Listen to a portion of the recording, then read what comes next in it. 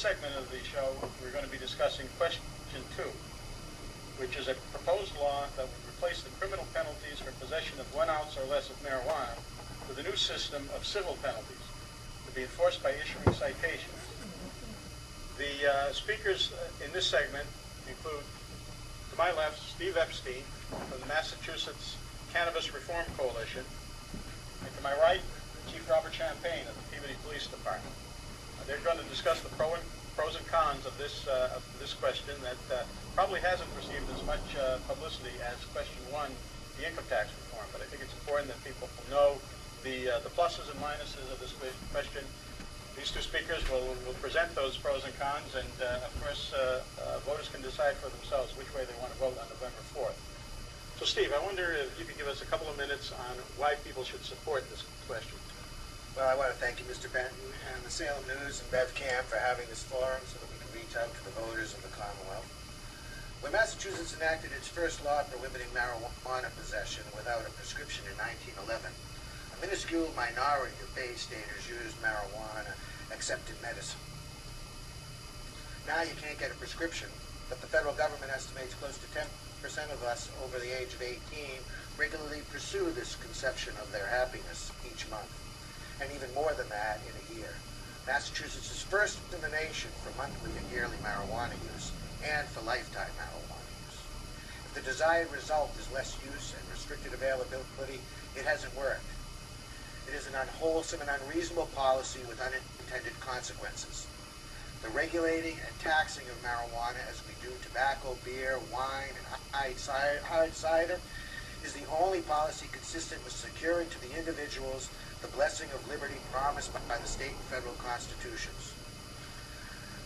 Nonetheless, we support question 2 as a step toward restoring cannabis to its proper control under the constitutions.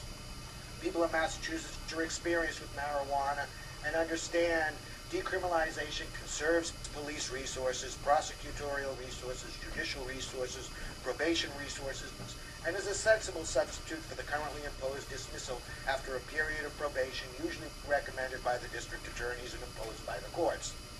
Our personal experiences explain the success of the public policy questions that we have held around the Commonwealth since the year 2000, including District 2, Senator Berry's district here in Essex County, and Senator McGee's district here in Essex County, as well as representative districts in the northern part of the county.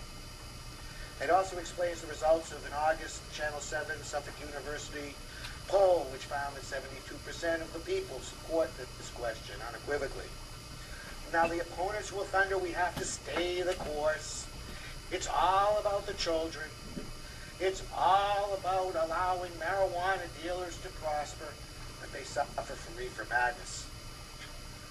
Think about what they lose. The police lose the power to arbitrarily arrest, because under current law, they can arrest and hold you for the bail magistrate, but they do not have to. And in very few instances do they do so. But they do so.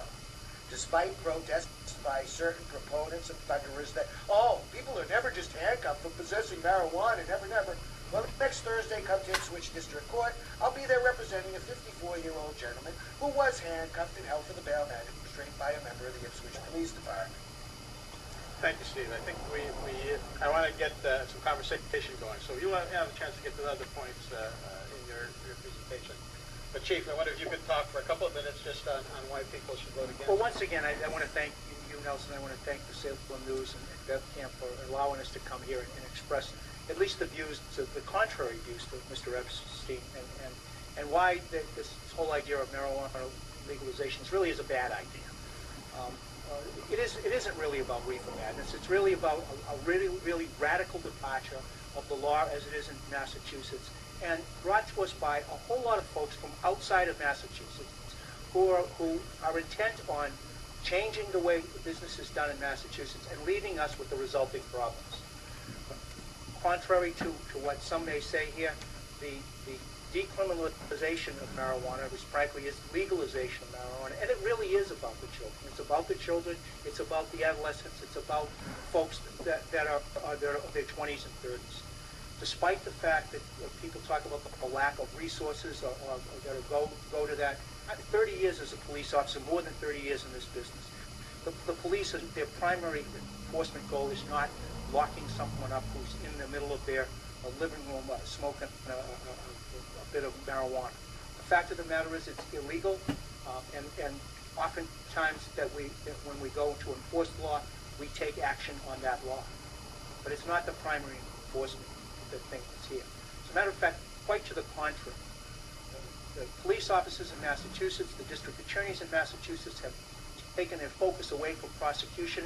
We're the #1 referral agency for people that have drug problems, that marijuana is a gateway to everything else. The current law, as it's written right now, the proposal there, puts no restriction. Someone 8 years old can possess less than an ounce of marijuana, and they're subject to a $100 fine.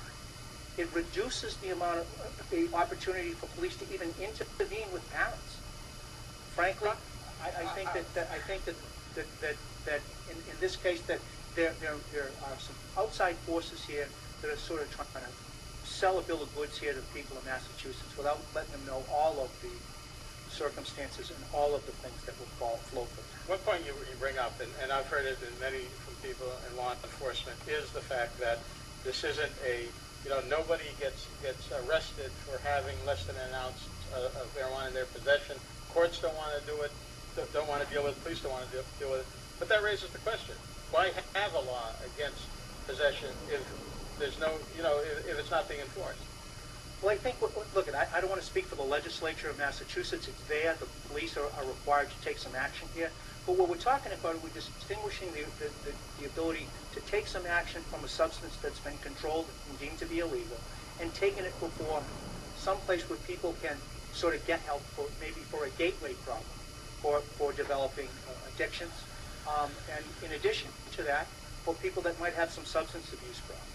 The police most often will summons people to court, so they simply appear before the court and at a clerk's hearing to determine whether or not it ought to go forward. Most often, most of the district attorneys have first-time offender programs out there where there's education and prevention things that go on in order to there is no criminal record. For adolescents at this point, and for juveniles, there's no record at all. Frankly, Mr. Epstein's proposal to do this doesn't eliminate a record. It's simply because there still would be a record of whatever the police do. Right, whether it's a fine. Whether it's a fine or You've been not. very patient, but go ahead. Yeah. We heard the thunder. There would be no record of the citation. Yes, there may be an entry in a police log, but if you would read the booklet and read the law, this is going to be administered by towns and municipalities. The municipalities are going to get the fine. There is a $100 incentive now for every police officer who encounters marijuana to in fact seize the marijuana and issue a citation. Because you know and I know, Chief, that it may very well depend on an arbitrary attitude of an officer. Oh, he's a nice guy, I'll just look the other way, and he'll go away. He sees me, he'll go away, and I won't have to deal with it.